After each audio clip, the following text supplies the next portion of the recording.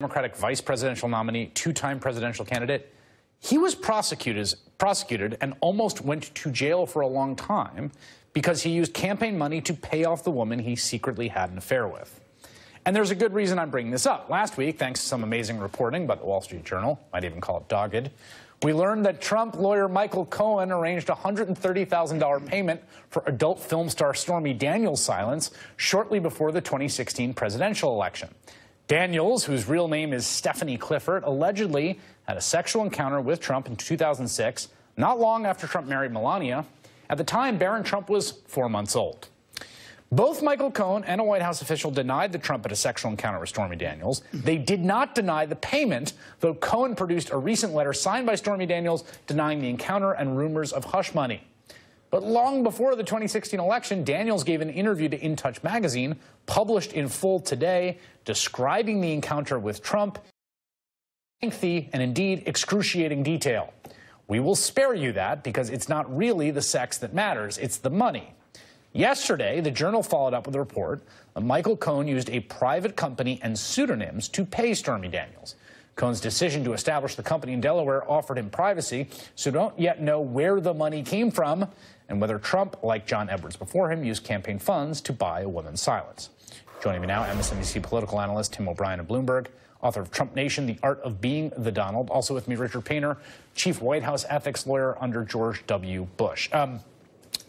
As someone who's covered Trump for a long time, how fitting with the MO are the basic contours of this story? Around the money and the LLCs? Well, this is total Trump, and I think that this is a very significant development beyond the scandal, beyond the fact that a porn star has possibly landed in the White House, is that this gives Bob Mueller a way in to pierce one of the financial veils surrounding Trump's businesses, which is, for years he's used LLCs to park debt and to mask business transactions. There's a lot of legitimate reasons to use an LLC. There are benefits from a tax standpoint.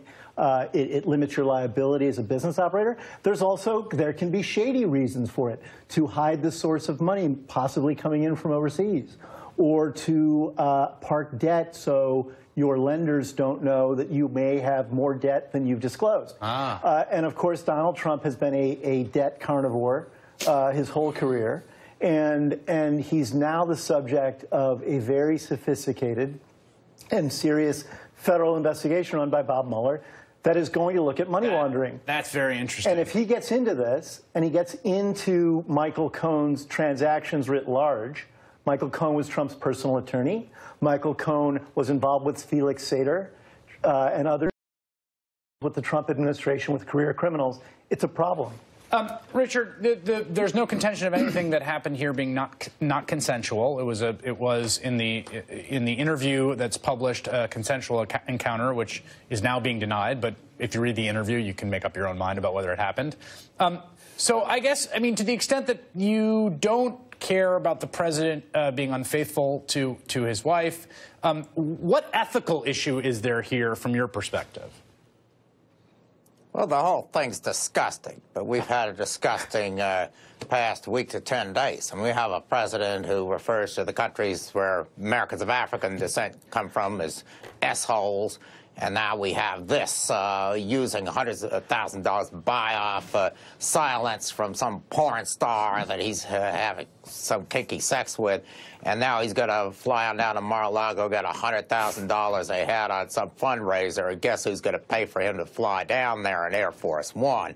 Us, the taxpayers. I mean, that's the big picture here. He probably does not have legal liability with respect to this payment. The prosecution theory in the John Edwards case, I think, was a very weak one. Yep.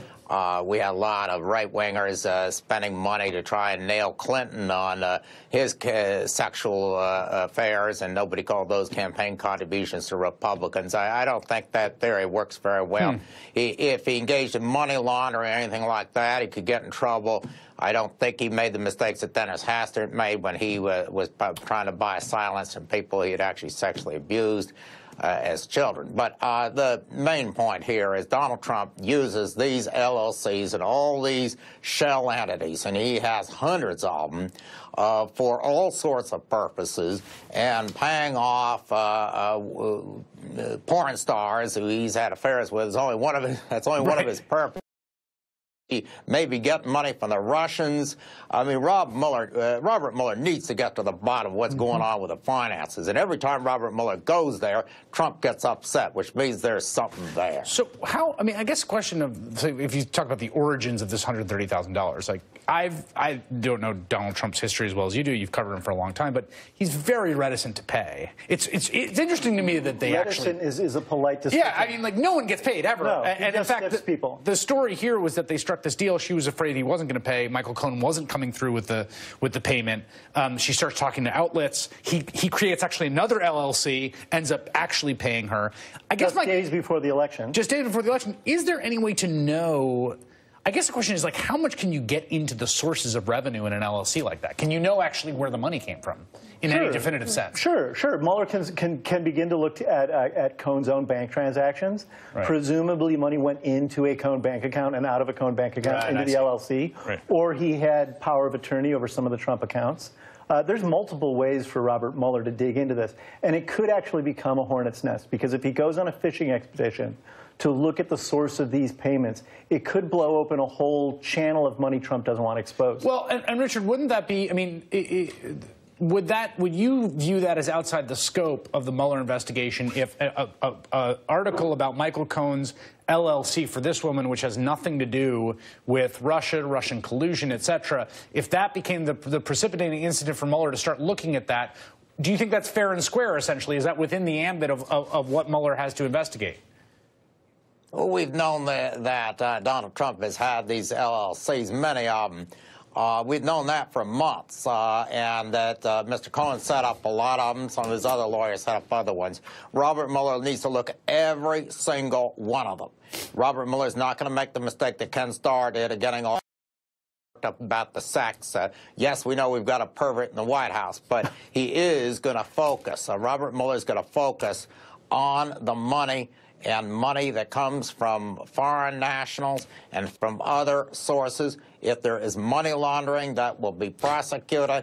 That's Robert Mueller's job, not focusing on the sex. But we've known about the LLCs and all these shell entities and all the games that go on in the Trump organization for years. Everybody in New York knew that he used all these entities to conceal things and everything else. All right, Tim O'Brien and Richard Painter, thanks to you both. Have a good weekend. Still to come, if the government